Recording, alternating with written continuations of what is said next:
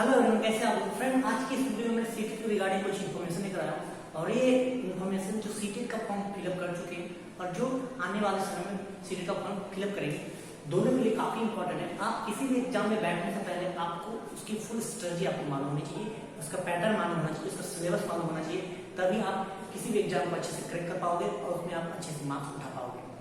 अगर आपने सीटेट का तैयारी अच्छे से कर लिया है तो आपके जो एस्टेट होते हैं, state TET, Jharkhand, Bihar, UP TET, किसी का भी टेट आप उसमें अच्छे से मार्क्स उठा सकते हैं। तो क्या उसकी स्ट्रेटजी होनी चाहिए, क्या आप सब्जेक्ट कहाँ से उठाओगे या कौन सा बुक लोगे, कहाँ से आपको कंटेंट की अच्छी मटेरियल मिलेगी, वो मैं आपको इस वीडियो में बताने वाला हूँ। मोस्ट इंपॉर्टेंट, आप जो लैंग्वेज वन और लैंग्वेज टू में बहुत बच्चे मिस कर जाते हैं कि कौन सा लैंग्वेज, उन्होंने लैंग्वेज चूज कर लिया, कौन सा क्वेश्चन एग्जाम में बनाना है। इसमें बहुत सारे बच्चे क्या करते हैं, मिस्टेक कर देते हैं, उनको समझ में नहीं आता है कि जब क्यों नहीं समझ में आता है, क्योंकि उसमें 2 हिंदी दिया हुआ रहेगा, 2 इंग्लिश दिया हुआ रहता है और बच्चे को मालूम नहीं पड़ता है कि कौन सा उसको सॉल्व करना है और उसके मन में जो आता है वो उसको आप सॉल्व करके चले जाते हैं। तो मैंने दिसंबर 2019 में सीटेट का एग्जाम दिया था। मैंने पेपर 2 में 109 मार्क्स और पेपर 1 में 101 मार्क्स लाकर सीटेट में क्रैक कर चुका हूँ और मैं मेरी जो स्ट्रेटजी रही है मैं उसको आपको बताने की कोशिश करूंगा। हालांकि मेरे उतने अच्छे मार्क्स नहीं है, इसके 120 प्लस या 120 रहते हैं, 120 प्लस या 125 प्लस उसके सीटेट में अच्छे मार्क्स माने जाते हैं। फिर भी 100 से अब आपके मार्क्स आते हैं तो आप अच्छा मार्क्स है, खराब उसको नहीं माना जाता है। चलिए, सबसे पहले मैं पेपर वन यानी कि 1, अगर आपको केबीएस या DSSS की अगर आपको टीचर बनना है तो आपको पेपर 1 को क्वालिफाई करना पड़ेगा। नवोदय विद्यालय में 6 से स्टार्ट होता है तो पेपर 1 में वहां जरूरत नहीं पड़ता है। और बहुत सारे जो राज्य है बिहार, वहां उन्होंने सीटेट को मान्यता दिया है, यूपी में भी शायद है, झारखंड में नहीं। तो झारखंड देखिए सरकार को अलाउ करती है सीटेट को। तो अगर आपको केबीएस, कौन सा स्कूल, केंद्रीय विद्यालय संगठन, या DSSS जो दिल्ली में टीचर है, दिल्ली की स्कूल है, उसमें अगर आपको टीचर बनना है तो आपको पेपर 1 को क्वालिफाई करना पड़ेगा। तो पेपर 1 को क्वालिफाई करने के लिए जो स्ट्रेटजी वो मैं आपको बताता हूँ। देखिए, जो पेडागोजी है ना, आपको पेपर 1 में क्या क्या पूछे जाएंगे, पेडागोजी, मैथ, EVS, लैंग्वेज 1 और लैंग्वेज 2। तो देखिए, पेडागोजी है, इसमें आपको 30 क्वेश्चन पूछे जाते हैं, 1 to 30। पेडागोजी में 30 क्वेश्चन रहेंगे और मोस्ट इंपॉर्टेंट पेडागोजी, ये इंपॉर्टेंट पार्ट इसलिए हो जाता है क्योंकि मैं बताता हूँ, पेडागोजी में आपको 30 क्वेश्चन मिलेंगे, मैथ में भी आपको 15 नंबर कंटेंट और 15 नंबर पेडागोजी रहता है, EVS में भी आपको 15 नंबर EVS, लैंग्वेज 1 में भी 15 नंबर पेडागोजी और लैंग्वेज 2 में भी 15 नंबर पेडागोजी। 15 इसको जोड़ोगे तो आप 60, 30, 90, 150 में अकेले 90 नंबर आपको किससे आते हैं, पेडागोजी से आते हैं। अगर आपको सीटेट में अच्छे मार्क्स लाने, किसी भी एस्टेट में आपको अच्छे मार्क्स लाने को पेडागोजी को स्ट्रॉन्ग करना ही पड़ेगा। क्यों? क्योंकि 150 में 90 मार्क्स आपको पेडागोजी से आ रहा है, बाद बाकी 60 मार्क्स से आपको कंटेंट से पूछे जाते हैं। तो मैं समझता हूँ कि पेडागोजी बहुत इंपॉर्टेंट है और पेडागोजी की तैयारी करने का सबसे अच्छा जो मटेरियल मिलेगा आपको, आपने जो भी कोर्स किया है, DELED किया है, BEd किया है या जो भी किया है, अभी जो भारत सरकार जो डिप्लोमा करा रही है और आपको उसने भी किया है, किसी को भी अगर आपने डन किया है तो उसको आप अच्छे से पढ़ें और उसका नोट्स अच्छे से तैयार करें। अगर आपने उसको ऑलरेडी अच्छे से पढ़कर एग्जाम देकर BEd क्लियर किया है, DELED क्लियर किया है, तो मैं समझता हूँ कि पेडागोजी में ज्यादा परेशानियां नहीं आएगी। अगर फिर भी आप अच्छे से नहीं कर पाए हैं या आपको टाइम नहीं मिला होगा तो आप अरिहंत पब्लिकेशन की बुक आती है या किसी अच्छे पब्लिकेशन का बुक उठाओ, किरण पब्लिकेशन का है, उसका अच्छा बुक होता है, आप उससे पेडागोजी की तैयारी करो। और पेडागोजी आपको 30 में कितने मार्क्स तैयारी करना है, 90 मार्क्स। तो मैथ में मैथ रिगार्डिंग पेडागोजी रहेगा, EVS रिगार्डिंग पेडागोजी रहता है और इस तरह लैंग्वेज में। तो पेडागोजी आपको 90 मार्क्स का तैयारी करना है और अगर इसको अच्छे से अपने कमांड कर लिया तो मैं समझता हूँ सीटेट में आप अच्छे से मार्क्स कर पाओगे। तो पेडागोजी 1 की क्वेश्चन कितना आता है, 30, इसमें पेडागोजी 1 to 30। अब मैं मैथ में आ जाता हूँ, तो मैथ में 15 नंबर कंटेंट और 15 नंबर पेडागोजी। पेडागोजी की मैंने बात कर ली, जो मैथ का 15 नंबर कंटेंट होता है ना, आप 1 to 5 जो सेंट्रल लेवल के KBS के जो बुक होते हैं या DSSS या NCERT को फॉलो कर सकते हो। तो अगर आपको इसमें आपने मैथ के बुक को 1 to 5 अच्छे से कर लिया तो मैं समझता हूँ कि मैथ में भी आपको अच्छे मार्क्स मिल जाएंगे। सब क्या है, आपको NCERT बुक को फॉलो करना पड़ेगा या केंद्रीय विद्यालय का बुक को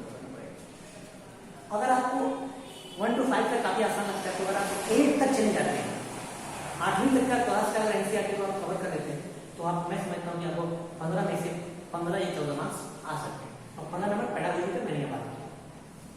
ईवीएस, बहुत बच्चों को समझ में नहीं आता कि ईवीएस का क्वेश्चन कहाँ से आया है। मैं बता रहा हूँ, मैं एज ए प्राइमरी टीचर केंद्रीय विद्यालय संगठन में काम कर चुका हूँ और मैंने वहाँ के ईवीएस बुक को पढ़ाया है।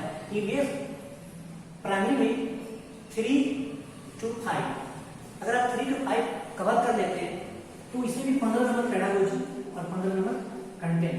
तो 15 नंबर जो कंटेंट आएगा ना, वो केंद्रीय विद्यालय संगठन का जो बुक है, क्या कौन सा प्राइमरी लेवल का 3 to 5, उसको अगर आपने अच्छे से तैयारी कर लिया तो सारे क्वेश्चन ईवीएस का वहीं से आते हैं। कहां से? केंद्रीय विद्यालय का जो ईवीएस का बुक है। और 15 नंबर पेडागोजी का ये मैंने बात करी। अच्छा, मोस्ट इंपोर्टेंट है लैंग्वेज 1 और लैंग्वेज 2। इसको समझाने के लिए मैं आपको इधर एक चार बना दूंगा। लैंग्वेज 1, अगर आपने क्या चूज किया है? हिंदी। और अगर लैंग्वेज 2 आपने इंग्लिश चूज किया है, ठीक है। तो देखिए लैंग्वेज में क्यों बच्चे फंस जाते हैं, क्योंकि लैंग्वेज 1 हिंदी और लैंग्वेज 2 इंग्लिश। आप क्वेश्चन जब उल्टा करें तो आपको 2 हिंदी मिलेगा, 2 हिंदी मिलेगा,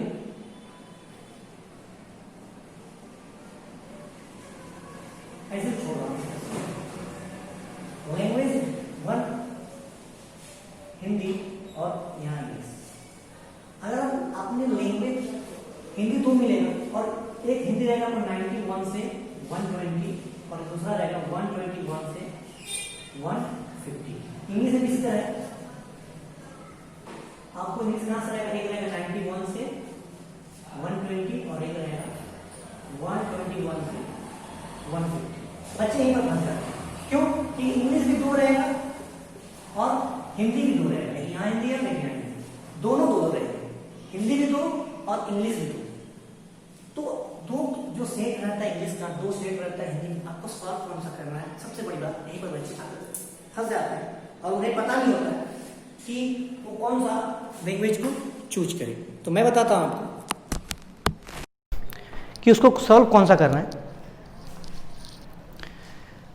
देखिए लैंग्वेज 1 में अगर आपने हिंदी लिया है तो जो हिंदी का क्वेश्चन 91 से 120 रहेगा ना, 2 रहेगा, एक 91 से 120 और एक 121 से 150। तो 91 से जो 120 अगर आपने लैंग्वेज 1 को चुना है तो आपको लैंग्वेज 1 अगर आपने हिंदी चुना है तो आपको 91 से 120 क्वेश्चन को सॉल्व करना पड़ेगा, 91 to 120। अगर आपने लैंग्वेज 2 में इंग्लिश चुना है तो इंग्लिश भी 2 रहेंगे, एक 91 से 120 और एक 121 से 150। तो लैंग्वेज 2 में अगर इंग्लिश चुना है आपने तो आपको 121 से आपको 150 को क्या करना है?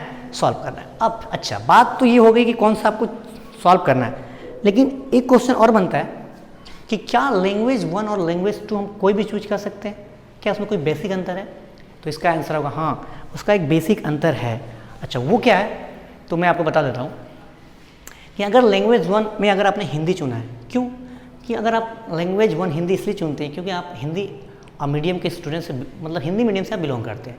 और हिंदी मीडियम से बिलोंग करने का मतलब है कि लैंग्वेज 1 में 15 नंबर का पेडागोजी रहेगा और 15 नंबर में आधे मार्क्स का गद्यांश और आधे मार्क्स का पद्यांश। कहने का मतलब है आधे मार्क्स आपको एक पैराग्राफ से पूछा जाएगा, यानी 8 या 7 नंबर का, और 7 नंबर या 8 नंबर का आपको कोई कविता दे देगा और उस कविता को आपको सॉल्व करना है। अगर आपने लैंग्वेज 1 में क्या चुना है? हिंदी चुना है। अगर आप लैंग्वेज 1 में इंग्लिश चुन लेते हैं तो आपको इंग्लिश में भी सेम पैटर्न रहेगा, क्या कि 15 नंबर का पैराग्राफ रहेगा और 15 नंबर का पोइट्री रहेगा। तो पोइट्री का जो लैंग्वेज होता है ना, वो थोड़ा डिफिकल्ट होता है और बच्चे उसको सॉल्व करने में काफ़ी हिचकिचाते हैं। अगर आप लैंग्वेज 2 चुनते हैं इंग्लिश, तो लैंग्वेज 2 में क्या अंतर रहता है लैंग्वेज 1 से? उसमें पोइट्री दिया हुआ नहीं रहेगा, उसमें पोइट्री दिया हुआ नहीं रहता है, उसमें सिर्फ 2 पैराग्राफ रहते हैं। तो बेसिक अंतर ये कि लैंग्वेज 1 में एक गद्यांश और एक पद्यांश रहेगा और लैंग्वेज 2 में पद्यांश नहीं रहते हैं, ओनली गद्यांश रहते हैं, यानी कि पैराग्राफ रहता है। तो इंग्लिश अगर आपने लैंग्वेज 2 चुना है तो आपको 2 पैराग्राफ मिलेगा और पैराग्राफ को पढ़कर आप आंसर दे पाओगे। कारण क्योंकि आप पैराग्राफ आप इंग्लिश पढ़ते आ रहे हो और पैराग्राफ का जो लैंग्वेज होता है उतना डिफिकल्ट नहीं होता है एज कम्पेयर टू पोइट्री। तो इंग्लिश 1 अगर आप लैंग्वेज 1 अगर इंग्लिश चुन लेते हैं तो आपको पोइट्री मिलेगा और पोइट्री को सॉल्व करने में अच्छे के पसीना छूट जाते हैं। तो इसलिए मैं सजेस्ट करता हूँ कि लैंग्वेज 1 में आप हिंदी चुनो और 91 से जो 120 हिंदी रहेगा उसको सॉल्व करना है, 121 से जो 150 रहेगा उसको नहीं। और इंग्लिश लैंग्वेज 2 चुने हैं तो आप 121 से 150 आपको सॉल्व करना है। ये तो होगी पेपर 1 की स्ट्रेटजी, आपको क्या करना नहीं करना है। अब आते हैं पेपर 2 में। पेपर 2 में जो पेडागोजी का सेम पैटर्न रहता है 1 से 130 तक, ये क्लियर हो गया।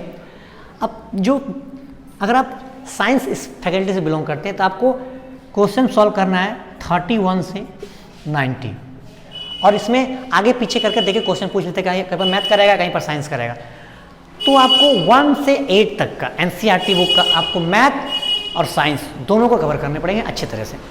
अगर आपने 8 तक अच्छे से कवर कर लिया, अगर आपके पास टाइम है तो 9, 10 को भी अगर आप चाहो तो कवर कर लो। किसका? एनसीईआरटी का मैथ एंड साइंस के लिए। अगर आप आर्ट्स फैकल्टी के स्टूडेंट हैं तो आपको सोशल साइंस का 1 to 8 या 8 तक कवर कर लिए तो आपको 9 to 10 भी कवर कर लेने से काफ़ी ज़्यादा आप कंफर्म हो जाएगा कि मेरा जो क्वेश्चन है वो छूटने वाला नहीं है। लैंग्वेज 1 और लैंग्वेज 2 का सेम पैटर्न मैंने जो बताया प्राइमरी का वैसे ही रहता है, थोड़ा सा जो इसके लेवल रहते हैं थोड़े से एडवांस रहते हैं एज़ कम्पेयर टू प्राइमरी।